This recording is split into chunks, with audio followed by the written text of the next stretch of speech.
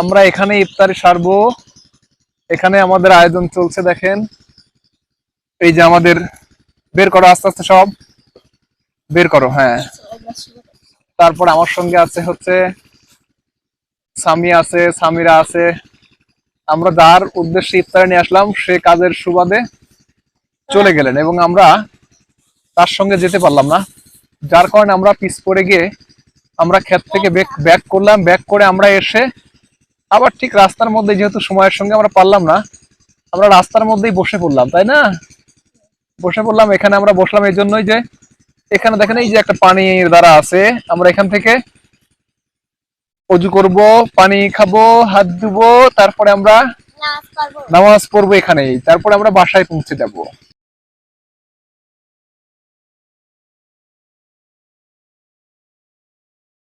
একটি শব্দ হয়তো শুনতে পাচ্ছেন, দেখেন ব্যাং ডাকছে গ্যাগু গ্যাগু করে।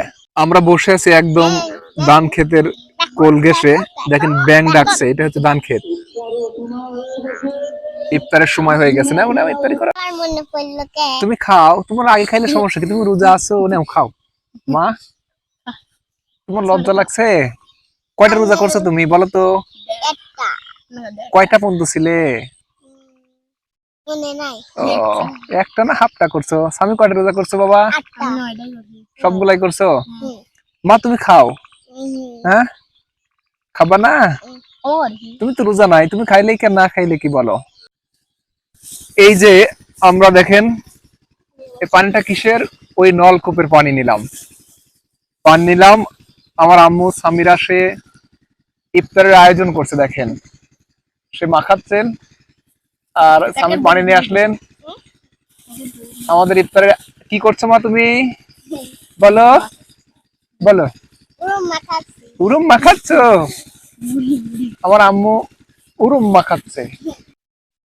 আমি আমার মামুনিকে নিয়ে আমরা ইফতারি নিয়ে অনেক পথ অতিক্রম করে আমরা আমাদের গন্তব্যে পৌঁছে গেলাম।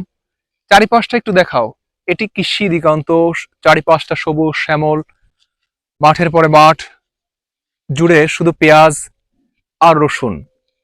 দেখেন পাড়া মহল্লা গ্রামগুলো দেখা যাচ্ছে না, অদৃশ্য হয়ে গেছেন, শুধু মাঠ আর মাঠ, আর যেখানে শুধু কৃষি দিগন্ত। আসো, ওইগুলো হচ্ছে খড় বা লারা বলে। এবং এই পেঁয়াজ উঠানোর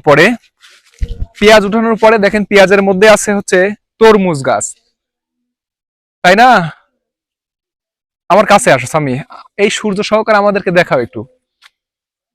তো প্রিয় দর্শক, আমরা চেষ্টা করলাম আমাদের গ্রাম দেখাতে, কৃষি ক্ষেত দেখাতে।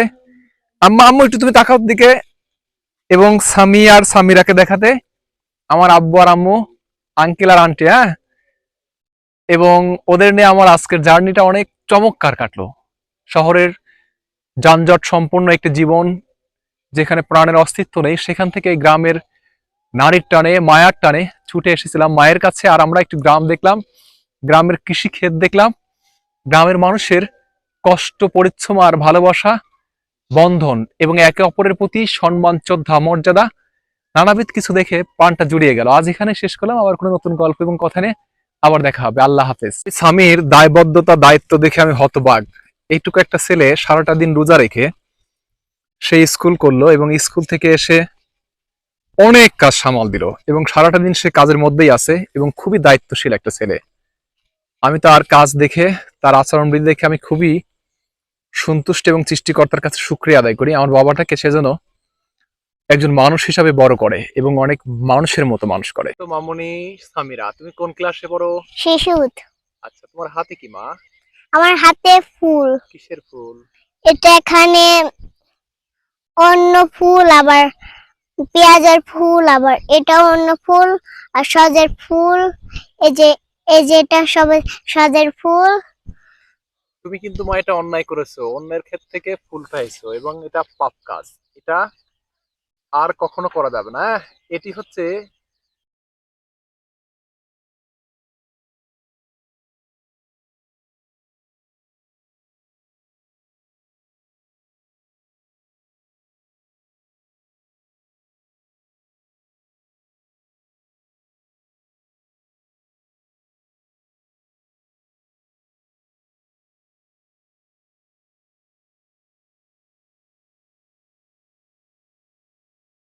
অ্যাকশন।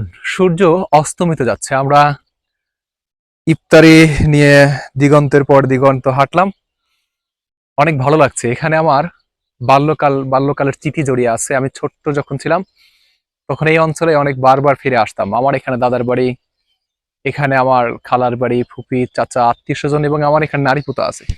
ওই দূর দূরান্তের গ্রামটি, এটা কি মটকা? এটা মটকা। আমার এখানে আত্মীয় স্বজন বাসা আছে। অনেক প্রাণী এবং কাদা সাঁতরিয়ে আমরা আসতাম।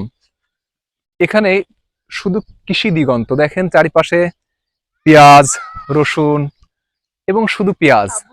কৃষকদের ওই সূর্যের দিকে একটু ধরো দেখি, কৃষকদের গায়ের ঘাম এবং তাদের স্বপ্ন আকাঙ্ক্ষা সবকিছু এই মাটিতে জড়িয়ে আছে। একটু পেঁয়াজের দিক দেখাও।